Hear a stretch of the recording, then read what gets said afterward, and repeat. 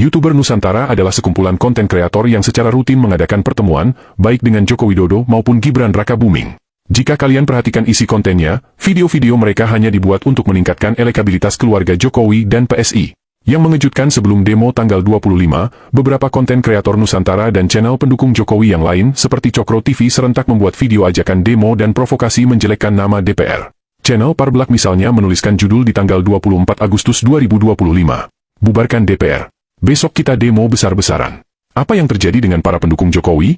Kenapa mereka berbalik menyerang kebijakan Prabowo dan memprovokasi masyarakat melakukan aksi demonstrasi yang anarkis?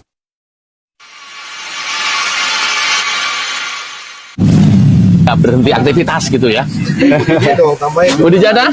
Perdana. Oh enggak. Jadi gini, YouTuber Nusantara tidak mungkin bisa seperti ini tanpa adanya tol langit. Jangan lupa itu. Yes. Itu adalah buatan Bapak Joko yang luar biasa. Masih ingat wanita di tengah ini? Ya, benar, dia adalah Jati Erna Sahara, kader PSI yang menyerukan untuk lengserkan Presiden Prabowo. Harapan saya saat ini hanya pada Mas Gibran dan PSI. Jangan sekali-kali kecewakan saya dengan harapan. Karena harapan saya terhadap Bapak Prabowo sudah pupus. Saya tidak lagi percaya. Jangan coba bungkam suara saya, jangan coba suap saya. Jangan coba kalian ancam DJ. Jangan, ya. Karena saya tidak punya rasa takut secuil pun menghadapi kalian-kalian. Saya tidak punya rasa takut menghadapi hukum, karena apa yang saya katakan tidak ada yang melanggar hukum. Kalaupun saya menyuarakan untuk melengserkan Prabowo Subianto, itu ada alasannya. Karena Rangkaian peristiwa ini seolah sebuah benang merah yang jika diurai akan sampai pada demo berdarah saat ini. Mereka secara rutin mengadakan pertemuan di Solo. Jika Erna Jati Sahara secara terang-terangan menyerang Prabowo, para loyalis Jokowi yang lain yang tergabung dalam kelompok YouTuber Nusantara dan para kader PSI lebih memilih politik dua muka. Alih-alih menyerang Prabowo, mereka memancing kemarahan rakyat melalui isu kenaikan gaji DPR. Mereka tahu bahwa kenaikan tunjangan DPR bukan atas inisiatif DPR. Mereka tahu bahwa kenaikan tunjangan adalah kewenangan pemerintah. Bukan hanya pada DPR, Prabowo juga menaikkan gaji hakim dan pegawai negeri sipil, termasuk guru. Tapi kenapa para loyalis Jokowi menyerang DPR? Mereka tahu bahwa saat ini kekuasaan Prabowo masih sangat kuat. Prabowo didukung 80% kekuatan wakil rakyat di DPR yang bergabung dalam koalisi Kim Plus. Jika mereka terang-terangan menyerang Prabowo, yang ada justru Prabowo akan menggunakan tangan kekuatan legislatif memberhentikan Gibran dan mengusir semua relawan termasuk para kader PSI di pemerintahan dan komisaris BUMN. Maka langkah pertama yang mereka lakukan adalah melumpuhkan DPR. Di berbagai media, mereka membodohi masyarakat seolah DPR bisa dibubarkan. Padahal kita tahu, dalam sebuah negara demokrasi, tiga pilar ini harus ada, yaitu unsur eksekutif atau pemerintah, yudikatif atau kekuasaan kehakiman dan legislatif atau wakil rakyat. Tanpa salah satu dari unsur ini, negara tidak layak disebut negara demokratis. Di masa lalu, dalam sistem kerajaan, wakil rakyat tidak dibutuhkan, karena pemegang kekuasaan satu-satunya adalah raja. Dan itulah yang terjadi jika DPR dibubarkan.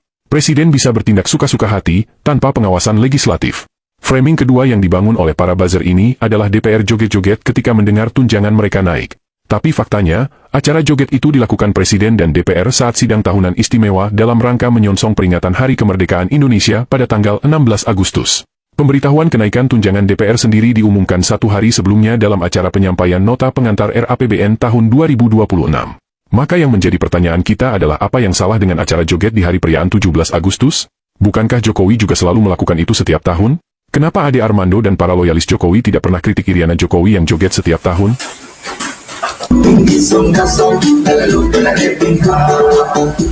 Bukan hanya pada saat perayaan 17 Agustus, Jokowi dan Iriana bahkan mengadakan peragaan busana di kalangan kabinetnya di halaman istana sambil joget-joget di saat utang negara sedang menumpuk.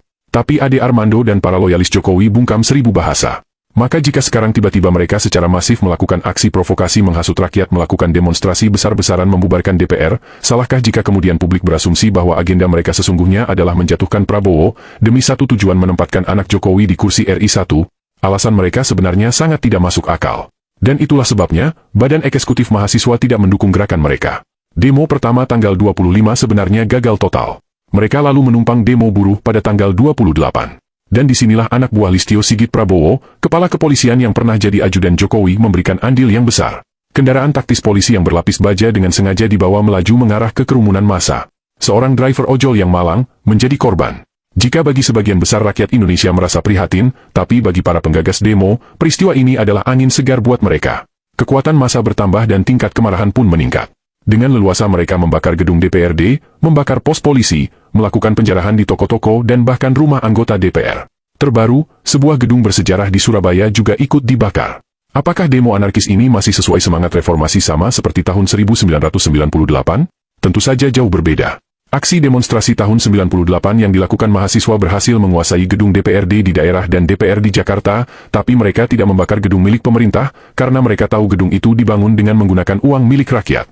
Bumi hangus aksi demo antara tanggal 28 sampai tanggal 30 dan entah sampai kapan berakhir hanya bisa disamakan dengan aksi gerakan G30 SPKI di tahun 1965. Ya, di Makassar, mereka membakar warga sipil, sesuatu yang tidak pernah terjadi dilakukan oleh warga sipil yang melakukan demo menyampaikan aspirasi. Biasanya, hanya aparat yang berlaku kasar pada masyarakat sipil, tapi demo yang diprovokasi para buzzer ini adalah demo sipil membantai sipil. Maka tidak ada tindakan lain yang paling masuk akal untuk dilakukan Prabowo saat ini. Demi mengamankan aset negara dan melindungi nyawa masyarakat tak berdosa, Prabowo harus bertindak tegas. Tangkap dan penjarakan para buzzer, provokator aksi demonstrasi, dan termasuk donatur mereka. Ibu, selamat sore. Ini ada apa saja yang dibawa? Ibu boleh kenalan dari mana? Ini dari namanya siapa, dari mana Ibu? Oh, jangan saya. Ya, ini kalau kita bisa lihat mereka ini membawa berbagai macam makanan, ada minuman, kemudian ada nasi juga, kemudian ada makanan ringan yang Ada yang kenal ibu ini? Kenapa dia pakai masker dan menolak untuk diwawancara? Apakah dia adalah salah satu aktor yang kita bicarakan di video ini? Siapa yang membiayai logistik untuk pendemo? Dan apa motivasi mereka menyediakan makanan untuk massa yang membumi hanguskan gedung-gedung yang dibangun pakai uang rakyat dan bahkan membakar rakyat sipil tak berdosa?